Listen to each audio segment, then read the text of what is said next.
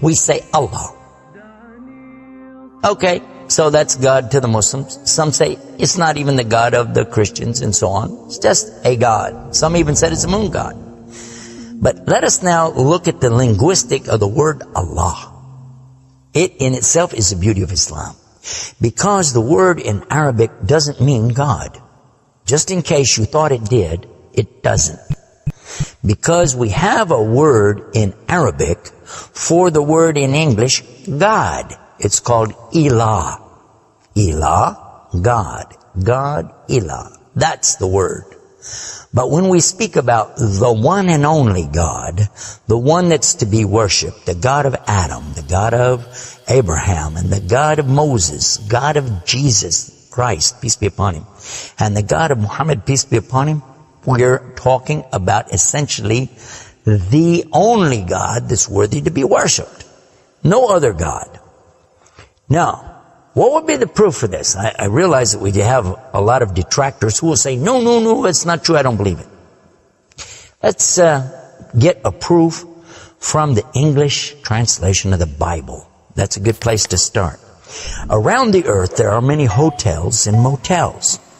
And almost every one of them that you go to, there's a drawer beside the bed that when you open it up, you'll find a book in there and you'll take it out. Now, what is that book? And you already know the answer. It's the Bible. It's the Gideon publication of the King James Version of the Bible. The Gideons are very proud of it because they've translated it into so many languages. If you'll turn a few pages right in the beginning, you'll find examples of the translation to Chinese and Korean and into Urdu, the language of Pakistan. You'll find it into Tamil. You'll find it translated into Afrikaans language, which happens to be the first. And the second language translated to is Arabiya, Arabic. And there is an example of each one of these languages from the verse in the Gospel of John, chapter 3, verse 16. And you know it very well. For God so loved the world. That's how it begins. And if you look in the Arabic language, the example that they gave in that Bible, it says Allah. Allah. That's what it says. For Allah so loved the world. So if it's not the same God, then why? All over the entire earth, everywhere I go, I find this exact same word being used in the Bible of the Christians. Now you might say, what about the Old Testament? Well, just in case you would like to check it out, you can obtain a copy of this from our website. It's called The Beauties of Islam. Let me spell it out for you. It starts with B, beautiesofislam.com. Go there and see for yourself. The example is right there. Page 1 of the book of Genesis, of the very beginning of the Quran. Page 1 has 17 verses. And there's the word Allah. Alif, Lam, Ha, 17 times. So just as it's the God for the children of Israel in Arabic language, and it's the God for the Arabs who are Christians, it's also the same God for the Muslims. The word is Allah. Why Allah? Why is it important to have this particular word, and why don't we have it in English? Now, I want to come to the etymology of the word. It comes from the word Ilah, and Ilah means God. But God is defined as what? Anything that's worshipped, whether it be something you can see or you don't see, something you can touch or not touch, something that you can hear or not hear. A God could be anything. A God could be a rock, a stick, a stone, a bone. A God could be something that you could make with your hands. A God can be something you could use your imagination for. It could be a human being. A God could be anything. G-O-D, God could be anything. But there is no word in English for Allah. So when you translate the word Allah to be God, you've actually diminished the meaning of Allah. That's why whenever you translate the Bible from English to Arabic, you need to use the word Allah instead of God with a big G, which now gives us a clue to the problem. In the English language, they only have one word, God. Little G-O-D. It means something worshipped. It could be idols, images, pictures, statues. It could be human beings. It could be anything. This is God's. Little G-O-D-S. But when you mean the God, you have to capitalize the G. You have to make a big G. Now, what happens if you're going to start the sentence with the word God? You have to make a big G anyway, don't you? So you wouldn't know if it was God, big God, or God, a little God, just any old God. You wouldn't know. Also, whenever you're speaking to someone, they can't see the letters. So when you say God, which God? What God are you talking about? In Arabic, though, it's clear. When you say Ilah, okay, he's talking about a God. And Allah is an Ilah. But he's also Al-Ilah, the only Ilah. And when you say Allah, this firms it up. And there's no doubt in anybody's mind that you're talking about the one and only God. The word Allah in the Arabic language cannot be made plural. There can't be more than one. Okay, that perfectly fits the unique God of the believers, because there's not more than one. He's only one. There's no God beside God. Second point is this: it can't be made female or male. There's no gender to the word. In Arabic, all the words have gender. All words have gender. But this particular word is only having gender because of the Arabic language, not because Allah has gender.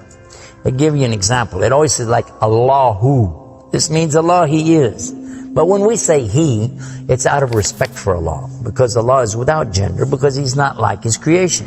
Not male, not female. Additionally, we find that the examples in Quran, for instance, when Allah is talking about Himself, you'll find it says Nahnu. Nahnu means we. And Allah refers to Himself as Nahnu. He also says khalaqna. He says khalaqna. What does that mean? He's saying that we created. And throughout the Quran you find Allah referring to Himself as we, our, and us. And right away you're going to say, okay, if that's not plural, then what is? In fact, this is the royal we used by a king or a queen when they're giving decrees. We have it in English too, so you can understand. The king says, we decree the following, and he's talking about himself. It's the royal we. Now, I thought about this quite a bit, and I was trying to think, how could I give a better example? After all, most of us, myself included, never met a king, never met a queen, and so I'm not really familiar with that usage. Although it's there, I'm not sure what you're talking about. So then in studying the English language, we find that it's true that we do that when we speak to someone directly. Watch this. When I say, for instance, this cup. Okay. I would say, this is a cup. This is a cup of tea. I would say, this book is. I would say, those artifacts are. Those are. This is. These are. So I'm saying is and are. Did you catch this now? These things are. This is. Now when I speak to a human being, how do I do this? Well, I will say, you guys. All of you are. All of you are. A-R-E. But when I speak to somebody directly, do I say you is or you are? I will say you are. Why? Simply because this is the respect, honor, and dignity that I'm giving. There's no plural there. When I say to you, you are my friend. You are a lovely person. But why am I saying are? Why aren't I saying is? You is my friend. You is a lovely person. You'll say, man, this guy doesn't know English language. And in fact, that's how we can understand this usage of we and our when Allah is talking about Himself. This is the same as when I say I. I don't say I is, I say I am. And again, it's to show the, not plural, but rather the specific nobility, dignity, and honor that you give to the one who's speaking about himself and to the one he's speaking to. And in the same way, that's exactly what Allah is doing when He says Nahnu and Khalaqna and other examples throughout the Quran. So now what we've learned is that Allah's name itself is the perfect name for Allah. It is something that is so fantastic to describe who He is and who He isn't. The one and only God. There is none other like Him, nothing like unto Him, Allah, and at the same time, the dignity, the royalty, the honor that's due Him is contained in His name. Not like anything else, not male, not female, and yet He is the all Allah, the only God.